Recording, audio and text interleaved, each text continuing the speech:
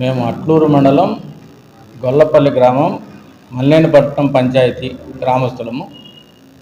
మా పొలాలు ఇండ్లు అన్నీ కూడా సోమశిల ప్రాజెక్టు కొరకు 1996లోనే అక్వైర్ చేసుకొని మమ్మల్ని ప్రాజెక్టు నుంచి బయటికి పంపించేసిన అధికారులు. అయితే ఆ సమయంలోనే మా కొన్ని ఇళ్లకు నష్టపరిహారం చెల్లించకుండా అధికారులు మిస్ చేసినారు. ఆ విషయం పైన మేము 96 నుంచి హైకోర్టులో పోరాడితే 2013లో హైకోర్టు ఆర్డర్ వచ్చింది.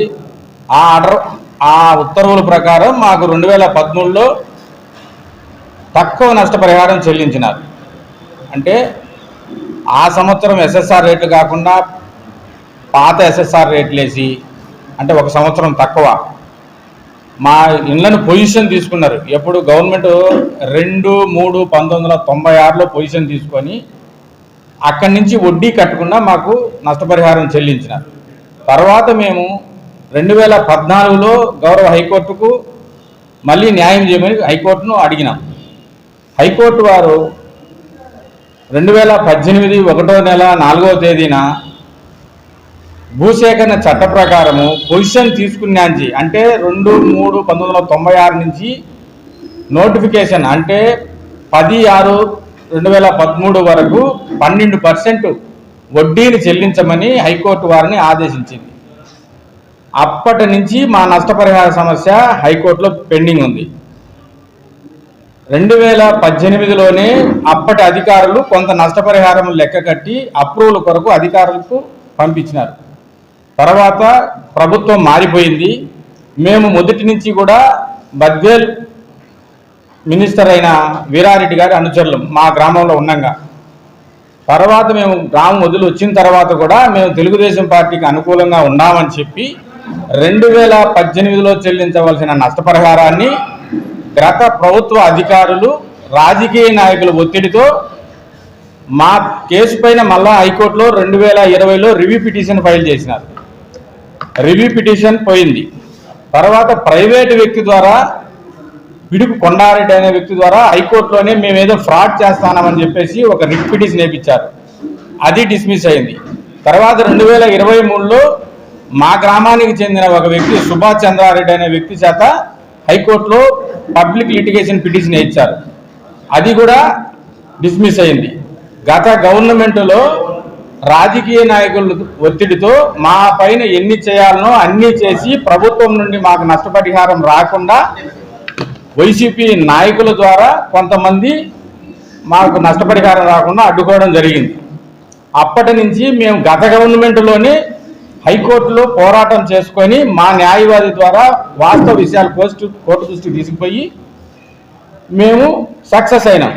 ఈరోజు హానరబుల్ జడ్జి గారు, శ్రీ హైకోర్టు వారు మాకు నష్టపరిహారం ఎందుకు చెల్లించలేదని చెప్పేసి 11/9/2025న ఆల్ రెస్పాండెంట్స్ను కోర్టుకు అటెండ్ కమ్మని ఆదేశాలు ఇచ్చింది. ఆ సమయంలో జడ్జి గారి ఆదేశాల మేరకు ప్రభుత్వ అధికారులు మీకు నష్టపరిహారం చెల్లించుతామని మాకు తెలపడం జరిగింది. మాకు ఎంత నష్టపరిహారం చెల్లించుతారా అనే విషయం పైన మేము సందేహంలో ఉంటూ మేము ఆఫీసుకు కూడా హాజరు కాకుండా మా న్యాయవాది దృష్టికి తీసుకెళ్ళాం. కానీ కోర్టు ఏం చెప్పిందంటే, మీరు ఏమి చేస్తున్నారో మంగళవారం లోపల కౌంటర్ వేయమని చెప్పింది. ఆ విధంగా మా నష్టపరిహార సమస్య పెండింగ్లో ఉంటే మాకు ప్రభుత్వం ఎక్కడ నష్టపరిహారం చెల్లించుతోనని కొంతమంది మాకు గిట్టని వారు, మేమంటే గిట్టని వాళ్ళు, మా ఎదుగుదలను ఓర్చుకోలేని వారు ఈ విధంగా సాక్షి పేపర్లో తప్పు మీద తప్పు అనే ఒక శీర్షిక ద్వారా ఈరోజు, అంటే ఆదివారం ఉదయం పేపర్కి రావడం జరిగింది. ఈ పేపర్ చూసిన తర్వాత ఇందులో ఎవరిని వీళ్ళు విచారణ అడిగినారు అనే విషయం ఇక్కడ లేదు, ఎవరు ఇచ్చారనే విషయం ఇక్కడ లేదు. ఈ విధంగా ప్రతి చిన్న విషయాన్ని ఎమ్మెల్యే గారికి అంటగట్టడం, ఈ విధంగా చేయడం సిగ్గుచేటు. గతంలో వీళ్ళు చేసిన ప్రయత్నాలన్నీ కూడా న్యాయ పోరాటం చేసి గౌరవ హైకోర్టులోనే వీళ్ళు పడిన పన్నాగాలన్నింటినీ కూడా ఎదుర్కొని న్యాయంగా నిలిచిన మేము మునక ప్రాంతం వాళ్ళం. అనేక సంవత్సరాల నుంచి మా భూములు ఇల్లు కోల్పోయి నిరుపేదలమయ్యి మేము కడప ఇతర ప్రదేశాల్లో నివాసం ఉంటున్నాం. చట్టపరంగా రావాల్సిన న్యాయ పరిహారం కోసాన్ని రావాల్సిన నష్టపరిహారాన్ని కూడా ఈ పేపర్ ద్వారా అడ్డుకోవడం ఇంత నీచమైన చర్య ఇంకొకటి ఉండదు. ఏదైనా ముంపు బాధితులపైన ఉదార స్వభావంతో ఏ రాజకీయ పార్టీ అయినా ఏ పేపర్ అయినా ఎవరైనా పనిచేయాలి. వాస్తవాలు తెలియకుండా అపోహలతో ఇటువంటి చర్యలకు పాల్పడడం మేము తీవ్రంగా ఖండిస్తున్నాం. అంతేకాదు గత గవర్నమెంటులో సోమశిల ప్రాజెక్టుకు సంబంధించి వైసీపీ నాయకులు చేసినటువంటి దురాగతాలు అన్నీ ఇన్ని కాదు.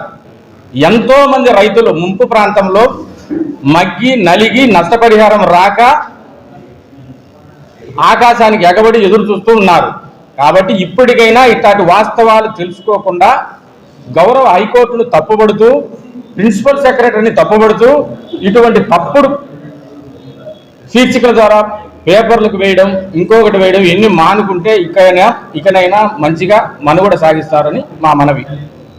ఇటువంటి పేపర్లు ఎటువంటి సాక్ష్యాలు లేకుండా వేసిన దానిపైన మేము చట్టపరంగా ఎటువంటి చర్యలకైనా పోరాడేదానికి సిద్ధంగా ఉన్నాము. మాకు చట్టపరంగా న్యాయం కోసం పోరాడేదానికి మేము ఎంత దూరమైనా వెనుకాడము.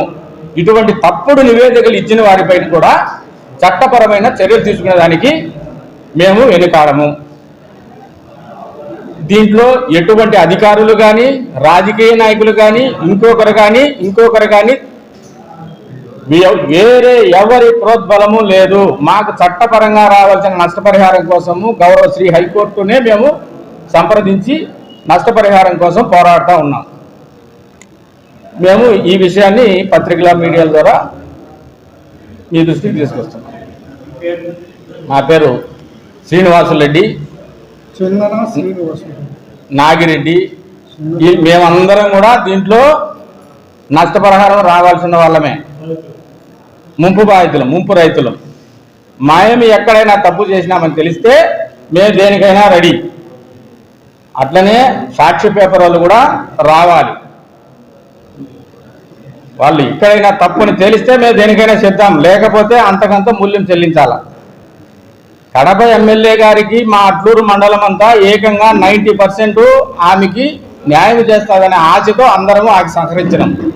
అంత మాత్రాన మీరేదో మంచి చేసి ఏదో పార్టీకి మేలు చేసుకోవాలనే ఆలోచనలు ఉండాలి, కానీ మేలు చేసే వాళ్ళని కూడా ఈ విధంగా పేపర్లకు ఎక్కించి ఉన్న విలువను పోగొట్టుకోవడం తప్ప మరొకటి ఏమీ ఈ సాక్షి పేపర్కు రాదు.